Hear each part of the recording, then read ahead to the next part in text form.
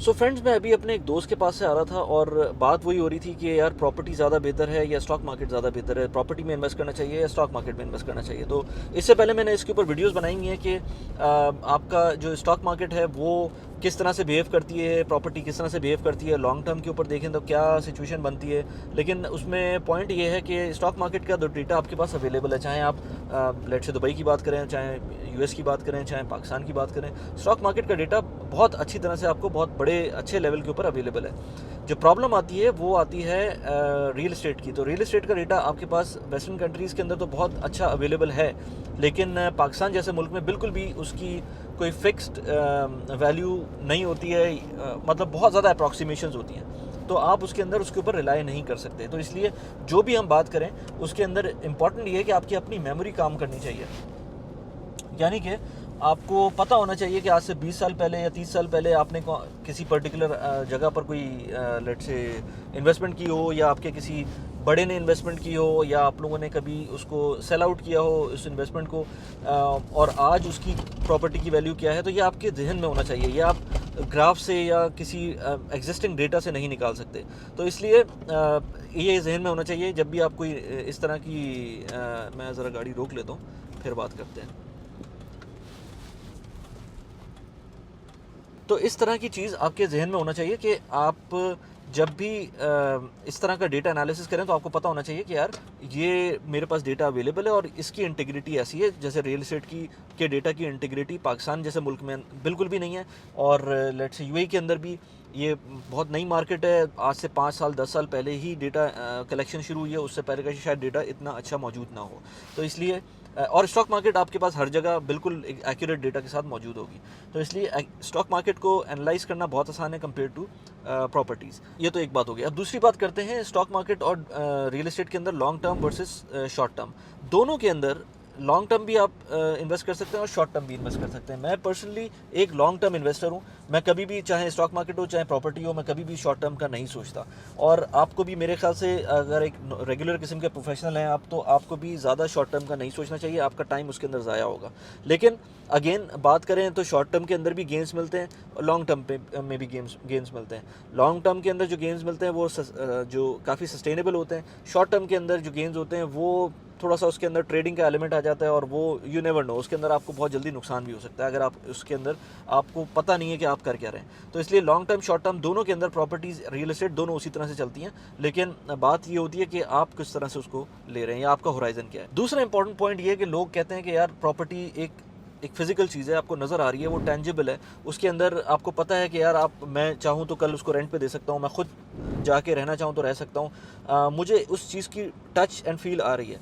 लेकिन stock market के अंदर आपको नहीं पता, हवाओं में बात हो रही है, कंप्यूटर स्क्रीन के ऊपर सब कुछ चल रहा है। तो भाई ऐसा नहीं है, आप दुनिया काफ़ी आगे निकल गई है, कंप्यूटर स्क्रीन की हद तक नहीं है, पीछे आपको पता है कि स्टॉक्स, और अब से नहीं है, स्टॉक मार्केट बहुत पुराना एक इंस्ट्रूमेंट है, और उसके अंदर आप फिजिकल एक बिज़नेस के अंदर अपना पार्ट प्ले करते हैं और आप उसके अंदर शेयर लेते हैं, आपको उसका प्रॉफिट भी मिलता है इन टर्म्स ऑफ डिविडेंड, या आप अगर कंपनी ग्रो करती है तो आपको उस ग्रोथ का इम्पैक्ट भी नज़र आता है in terms of share price. तो इसलिए टेंजिबिलिटी की जहाँ तक बात है, आई डोंट नो ये टेंजिबिलिटी का वर्ड सही है कि नहीं है, लेकिन टेंजिबल अगर बात करें तो आई एग्री कि एक घर जो है या एक रियल इस्टेट का जो इन्वेस्टमेंट है वो नज़र आने वाली चीज़ है, लेकिन स्टॉक मार्केट को भी आप ऐसा नहीं कह सकते कि वो हवाओं में बातें हो रही हैं। उसके अंदर भी आपको पता होना चाहिए कि पीछे कोई कंपनी काम कर रही है, कोई सर्विस प्रोवाइड कर रही है, कोई फैक्ट्री चल रही है। तो इसलिए आउटराइटली ऐसा कहना कि जो रियल इस्टेट है वो टेंजिबल है और स्टॉक मार्केट टेंजिबल नहीं है, वो मेरे ख्याल से गलत होगा। थर्ड पॉइंट बहुत इंपॉर्टेंट है, और ये तो वाकई स्टॉक मार्केट इसके अंदर किंग है ना। आप डॉलर कॉस्ट एवरेजिंग जो है DCA वो नहीं कर सकते रियल इस्टेट के अंदर, अनलेस एंड अनटिल आप स्मार्ट क्राउड जैसी कोई चीज़ यूज़ करें, जिसके ऊपर मैंने मल्टीपल वीडियोस बनाई हैं। आप उन वीडियोस का लिंक यहाँ कहीं नज़र आ रहा होगा, आप जाके देख सकते हैं। स्मार्ट क्राउड अगर आप उसमें इन्वेस्ट करते हैं तो फिर ठीक है, आप हर महीने, लेट से 2 महीने 3 महीने जब भी आपके पास पैसे होते हैं, आप उसके अंदर किसी नई प्रॉपर्टी के अंदर इन्वेस्ट करें और वो आपको रिटर्न देना शुरू हो जाएगा। लेकिन अगर आप जनरली बात करें कि कोई प्रॉपर्टी ख़रीद कर आप उसको चाहें कि अब हर महीने आप कोई प्रॉपर्टी में शेयर ले लें, ऐसा करना या तो आप स्टॉक मार्केट की तरफ जाना पड़ेगा, रीट्स के अंदर जाना पड़ेगा, लेकिन ऐसा नहीं कर सकते कि किसी फिजिकल प्रॉपर्टी के अंदर हर महीने आप बाइंग शुरू कर दें। डॉलर कॉस्ट एवरेजिंग या रुपी कॉस्ट एवरेजिंग जो है वो स्टॉक मार्केट के अंदर बहुत आसान है कि आप हर महीने लेट से 1000, 2000, 3000, 4000, 5000, 10,000, 1 लाख रुपए जितने भी आप चाहते हैं उसमें इन्वेस्ट करें स्टॉक मार्केट के अंदर और हर महीने करते रहें। लेकिन प्रॉपर्टी के अंदर ये काम करना मुश्किल है। आपको प्रॉपर्टी के अंदर वन टाइम इन्वेस्टमेंट करनी होगी और वो फिर उसके बाद आपके पास नेक्स्ट टाइम जब दोबारा पैसे आएंगे तब उसमें कर सकते हैं। अच्छा, इसके बाद अगला पॉइंट आता है, क्योंकि मैंने बात की ना आपको वन टाइम इन्वेस्टमेंट करनी पड़ेगी, बड़ी इन्वेस्टमेंट करनी पड़ेगी, तो लोग कहेंगे यार इसके अंदर आप बैंक से फाइनेंस भी करवा सकते हैं। तो बैंक से फाइनेंस आप डेफिनेटली करवा सकते हैं, लेकिन उसके अंदर अगेन प्रोज एंड कॉन्स आते हैं।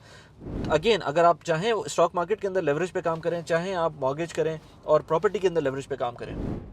लेवरेज का मतलब ये होता है कि आपके पास जो पैसे नहीं हैं आप किसी और की बेसिस के ऊपर कोई और आपको लेट से बैंक आपको हेल्प आउट करे वो चीज़ खरीदने के अंदर, तो आप उसमें लेवरेज कहते हैं उसको। तो चाहे स्टॉक मार्केट हो उसके अंदर भी आपको लेवरेज मिलती है, चाहे आप रियल एस्टेट की बात करें उसमें भी आपको लेवरेज मिलती है।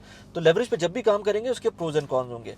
आप अगर बाय लो टाइम पे लेवरेज के ऊपर कोई चीज़ खरीद लेंगे तो जब उसका हाई टाइम आएगा तो आपको पैसे उसके अंदर बढ़े हुए मिलेंगे, उसका रेंटल भी आपको अच्छा हो जाएगा, रेंटल रिटर्न भी अच्छा हो जाएगा, प्लस ये कि उसके अंदर आपको कैपिटल एप्रिसिएशन भी होगी, चाहे वो स्टॉक मार्केट हो चाहे वो प्रॉपर्टी हो। लेकिन एट द सेम टाइम फ़र्ज़ करें इंटरेस्ट रेट्स बढ़ जाते हैं, फ़र्ज़ करें आपका प्रॉपर्टी प्राइस नीचे गिर जाती है, फ़र्ज़ करें आपको लिक्विडेट होना पड़ता है, तो लिक्विडेट जब होना पड़ेगा तो आपको रियल एस्टेट तो लिक्विडेट करके आपको खट से आपको नुकसान, फ़ौरन नुकसान देगी और बहुत बड़ा नुकसान देगी। स्टॉक्स की फॉर्मेट के अंदर अगेन कभी भी मैं रिकमेंड नहीं करता कि लेवरेज पे आप काम करें, लेकिन अगर आप लेवरेज पे काम करेंगे एटलीस्ट आप लिक्विडेट कर सकते हैं। लिक्विडेट का मतलब ये कि आप उसके अंदर जब चाहें उसको बेच सकते हैं। तो इसलिए अच्छा, इसी बात पे अगला पॉइंट, लिक्विडेशन।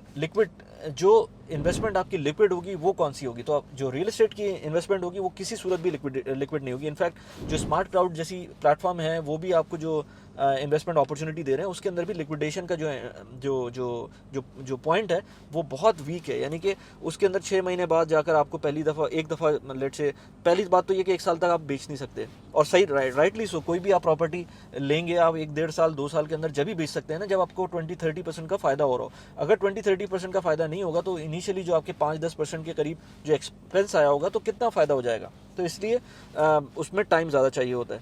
तो लिक्विड अगर बात करें कि कौन सी चीज़ जल्दी लिक्विडेट हो सकती है तो वो अगेन स्टॉक मार्केट है, वो रियल एस्टेट नहीं है। रियल एस्टेट के अंदर आपको अगर बेचना है तो उसमें काफ़ी टाइम लग सकता है, काफ़ी काम करना पड़ सकता है। इस वजह से जो अगर आप उस तरह की बात करें कि आपको ऐसी इन्वेस्टमेंट करनी है कि आपने सोचा हुआ है कि यार है तो लॉन्ग टर्म लेकिन कभी भी ज़रूरत भी पड़ सकती है, तो उसके लिए स्टॉक मार्केट बेस्ट है। इसी बात पर अगला पॉइंट वो ये कि आप इसके अंदर स्टॉक मार्केट के अंदर लोग देखते हैं ग्राफ्स को, जबकि जो रियल एस्टेट है उसके अंदर भाई एक चीज़ है सामने और उसके अंदर ग्राफ्स नहीं है। आपको बहुत आसान होता है स्टॉक मार्केट के अंदर सेल करना। तो इसी वजह से लोग इसको इन्वेस्टमेंट कम और गैम्बलिंग ज़्यादा समझते हैं। तो गैम्बलिंग बिल्कुल भी ना करें स्टॉक मार्केट के अंदर। इनफैक्ट लोग प्रॉपर्टी में भी गैम्बलिंग करते हैं, लेकिन मेरे ख्याल से जो स्टॉक मार्केट के अंदर डे ट्रेडिंग करते हैं या इस तरह की जो माइंडसेट लेकर आते हैं ना कि आज ये स्टॉक प्राइस ये है, कल इतनी हो जाएगी, 5 महीने बाद ये इतनी हो जाएगी तो मैं उस वक्त बेच दूंगा, इसको आप ये समझें कि आप किसी बिजनेस में इन्वेस्ट करें। जिस तरह अपनी प्रॉपर्टी के अंदर इन्वेस्टमेंट लोग करते हैं 5 साल 10 साल के लिए, इसी तरह किसी स्टॉक के अंदर भी इतने लंबे टाइम के लिए इन्वेस्ट करें। ये मेरा पॉइंट ऑफ व्यू है, आप इससे डेफिनेटली डिसएग्री कर सकते हैं क्योंकि हर बंदा डिफरेंट तरीके से सोचता है। तो ये बहुत इंपॉर्टेंट पॉइंट है कि गैम्बलिंग का एलिमेंट दोनों के अंदर दोनों इन्वेस्टमेंट क्लास के अंदर होता है, लेकिन आपको उसके अंदर दूर रहना चाहिए उससे। अच्छा, एक और पॉइंट ये इसके अंदर कि अगर आप बात करें ना किसी से कैश फ्लो के पॉइंट ऑफ व्यू से, तो लोग कहते हैं यार इसमें तो रेंट मिलता है आपको प्रॉपर्टी के अंदर, तो एटलीस्ट कुछ ना कुछ इनकम आपकी आ रही है। तो भाई इस तरह से तो स्टॉक्स में भी होता है ना, स्टॉक्स के अंदर आपको डिविडेंड मिल रहा होता है। तो जो एग्जैक्ट वो सिनेरियो बनता है प्रॉपर्टी का, वही सिनेरियो बनता है आपके स्टॉक्स का। इसके अंदर भी आपको फ़ायदा हो रहा होता है in terms of capital appreciation. इसी तरह से रियल एस्टेट के अंदर भी फ़ायदा हो सकता है कैपिटल एप्रिसिएशन का, स्टॉक मार्केट के अंदर भी कैपिटल एप्रिसिएशन का फ़ायदा हो सकता है। इसी तरह से अगर आप बात करें स्टॉक मार्केट के अंदर फ़ायदा हो सकता है आपको डिविडेंड्स का, उसी तरह से रेंटल इनकम का आपको फ़ायदा हो सकता है स्टॉक मार्केट के अंदर, रियल एस्टेट के अंदर। तो दोनों कैश फ्लोज के पॉइंट ऑफ व्यू से दोनों इन्वेस्टमेंट्स अच्छी हैं मेरे ख्याल से। जब बंदा अपना पोर्टफोलियो बिल्ड कर रहा होता है तो दोनों जो मेजर एसेट क्लास है उसके अंदर उसको इन्वेस्टमेंट पोर्टफोलियो बिल्टअप करना चाहिए। शुरू में मेरे ख्याल से स्टॉक मार्केट के अंदर इन्वेस्ट करना चाहिए।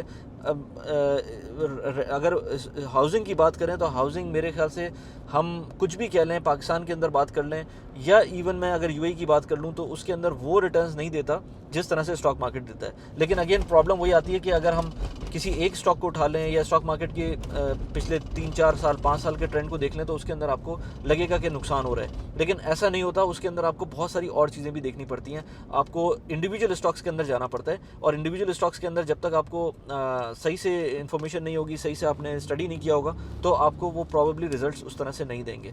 इसी तरह से रियल एस्टेट के अंदर भी होता है। कितनी ही ऐसी प्रॉपर्टीज़ हैं जो मैं जानता हूँ जो आज से 2 साल पहले भी सेम प्राइस पे थी और इस वक्त भी सेम प्राइस पर हैं। और कुछ ऐसी प्रॉपर्टीज़ होती हैं जो कि गैम्बलिंग के अंदर लोग फाइल्स ले लेते हैं और इस तरह की प्रॉपर्टीज़ ले लेते हैं जिसके अंदर ऑफ प्लान ले लेते हैं लेट से।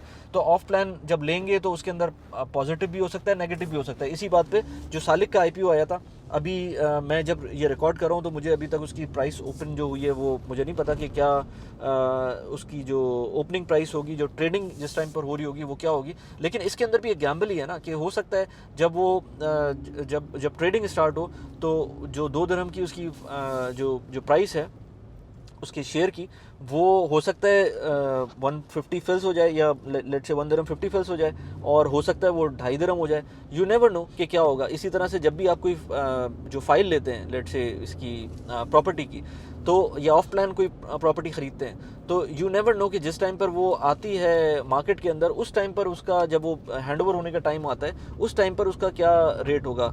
नॉर्मली देखा यह गया है कि अच्छा रेट हो जाता है, लेकिन यू नेवर नो।